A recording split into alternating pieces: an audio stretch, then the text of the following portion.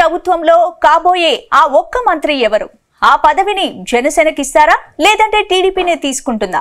మంత్రి పదవికి ఉత్తరాంధ్రకు కేటాయిస్తామని చంద్రబాబు ప్రకటించిన ఆ నేత మాత్రం తనకే కావాలని ఎందుకు పట్టుపడుతున్నారు? మరి ఆ ఒక్క మంత్రి పదవి ఎవరికి దక్కనుంది? Let's watch.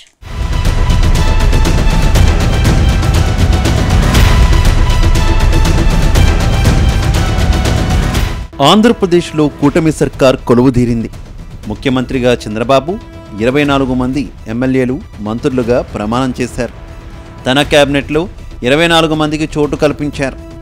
కూటమి పార్టీలో భాగస్వాములైన జనసేన, బీజేపీకి మంత్రి పదవులు కట్టబెట్టారు. అయితే రాష్ట్ర మంత్రివర్గంలో చంద్రబాబు కాకుండా 25 మంత్రులకు చోటు కల్పించవచ్చు.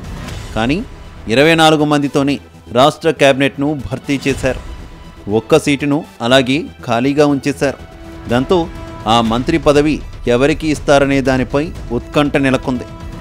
మంత్రి పదవి కోసం ఇప్పటికే చాలామంది నేతలు లాబియింగ్ చేస్తున్నట్టు ప్రచారం జరుగుతోంది. ముందుగా పిఠాపురం ఇన్ఛార్జ్ ఎస్విఎస్ఎన్ వర్మకు మంత్రి పదవి ఇస్తారని ప్రచారం జరిగింది. ఆ తర్వాత వంగవీటి రాధాకు ఇస్తారని ఊహాగానాలు వినిపించాయి. తాజాగా ఈ లిస్టులో విశాఖ జిల్లాకు చెందిన నేతలు చేరిపోయారు. ఇప్పుడు ఆ జిల్లాకే ప్రాధాన్యం ఇస్తారని టాక్ వినిపిస్తోంది.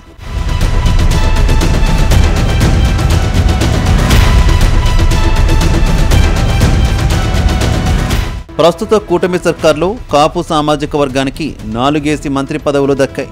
అయినప్పటికీ వంగవీటి రాధా కృషిని పరిగణలోకి తీసుకొని మంత్రి పదవి ఇద్దామని చంద్రబాబు భావించారు. అంతకుముందు మండలికి రాధాను ఎంపిక చేసి ఆయనను కేబినెట్లోకి తీసుకోవాలని అనుకున్నారు. కానీ ఇప్పటి వరకు ఈ ప్రక్రియ జరగలేదు. అంతలోపే పిఠాపురం టీడీపీ కోఆర్డినేటర్ ఎస్విఎస్ఎన్ వర్మకు మంత్రి పదవి ఇస్తారని టాక్ వినిపించింది. ఈయనను కూడా ఎమ్మెల్సీని చేసి మంత్రి పదవి ఇస్తారని అనుకున్నారు. అయితే ఆ ఒక్క మంత్రి పదవి కోసం ఎంతోమంది ఆశలు పెట్టుకున్నారు. ఇప్పటి వరకు ఉత్తరాంధ్రకు సంబంధించి శ్రీకాకుళం జిల్లాలో ఒక కేంద్ర మంత్రి, ఒక రాష్ట్ర మంత్రి పదవి దక్కాయి. విజయనగరంలో 2 రాష్ట్ర మంత్రి పదవులు దక్కాయి. కానీ విశాఖ రూరల్ జిల్లాకు మాత్రం ఒకే ఒక్క మంత్రి పదవి దక్కింది. అటు విశాఖ సిటీ నుంచి మంత్రి ఎవరూ లేరు. స్పీకర్ పదవిని ఇచ్చినా అది రూరల్ జిల్లాకు ఇచ్చారని విశాఖ సిటీకి ప్రాతినిధ్యం ఇవ్వాలన్న డిమాండ్ వినిపిస్తుంది.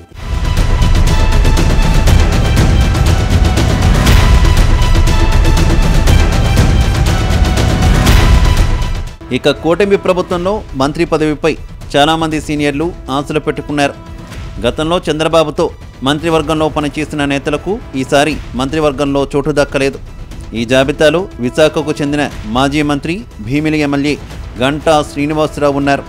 ఆయన చివరి వరకు మంత్రి పదవి కోసం లాబియింగ్ చేశారు. కానీ గంటాకు పదవి రాలేదు.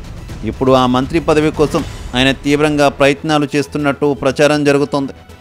రానున్న రోజుల్లో విశాఖ మరింతగా అభివృద్ధి చెందుతుందని, అలాంటి జిల్లాలో మంత్రి పదవి ఉంటేనే కోఆర్డినేషన్ బాగుంటుందని గంటా శ్రీనివాసరావు వర్గీయులు చెప్పుకుంటున్నారు. మరోవైపు కూటమి నుంచి గెలిచిన మరో 2 ఎమ్మెల్యేలు కూడా తమకు అదృష్టం దక్కుతుందా అని ఎదురు చూస్తున్నారు. ఇక పెందుర్తి నుంచి గెలిచిన జనసేన ఎమ్మెల్యే పంచకర్ల రమేష్ బాబుకు మంత్రి యోగం ఉందని ఆయన అనుచరులు ప్రచారం చేసుకుంటున్నారు. సౌత్ నుంచి గెలిచిన జనసేన ఎమ్మెల్యే వంశీకృష్ణ శ్రీనివాస్ కూడా బలమైన యాదవ సామాజిక వర్గం నుంచి తనకు అవకాశం ఇస్తారని ఆశిస్తున్నారు.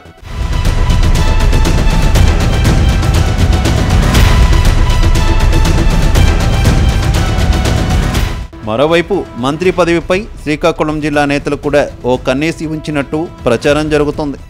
శ్రీకాకుళం జిల్లా నుంచి ఎస్సీ కోటాలో రాజాం ఎమ్మెల్యే కొండ్రు మురళీమోహన్ రావు మంత్రి పదవిని ఆశిస్తున్నారు.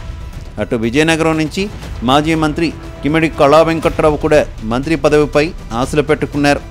ఈసారి ఉత్తరాంధ్రలో కూటమి ఎమ్మెల్యేలు భారీ సంఖ్యలో గెలిచారు. దాంతో మంత్రి పదవి ఉత్తరాంధ్రకే ఉంటుందని తాజాగా చంద్రబాబు ప్రకటించారు. ఈ నేపథ్యంలో ఆశావహుల్లో సరికొత్త ఆశలు చిగురిస్తున్నాయి.